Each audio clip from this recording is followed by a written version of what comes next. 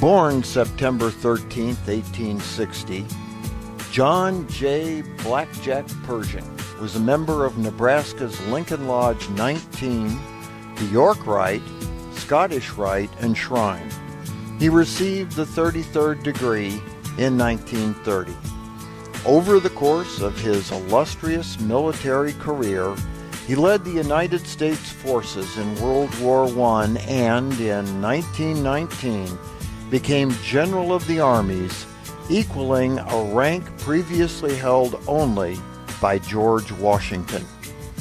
For the past several years, an outlandish urban legend has circulated on the internet regarding Pershing's handling of the Islamic Moro population during the early 20th century war in the Philippines.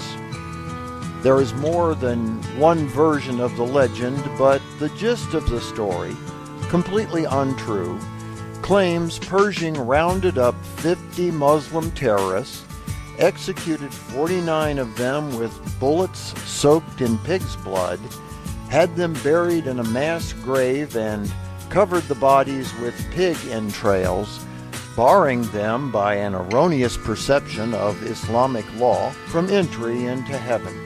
The yarn goes on to claim Pershing released the 50th terrorist so he could pass the word about what happens to scoundrels who mess with the United States. While Pershing indeed had skirmishes with the Moros while he was in the Philippines, there is no evidence that he ever had anyone executed. To the contrary, he said many times he wanted to avoid any Moro casualties. When asked about this tale, Dr. Frank E. Vandeveer, professor of history at Texas A&M University and author of Blackjack, The Life and Times of John J. Pershing, said, "I never found any indication that it was true after having made extensive research on Pershing's Moro experiences. This kind of thing would have run completely against his character."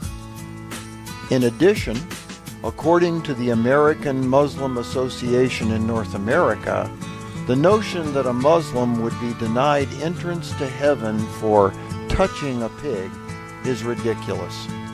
Legitimate historians today agree this story is nothing more than a wild legend, possibly originating or gaining momentum in the aftermath of the attacks on September 11, 2001.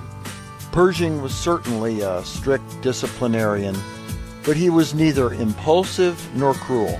For the most part, the Moros revered him and voluntarily bestowed their highest honors upon him. Pershing, by his actions, showed he respected the Moro population and, when asked about his mission in the Philippines, said, "I am here to wage peace."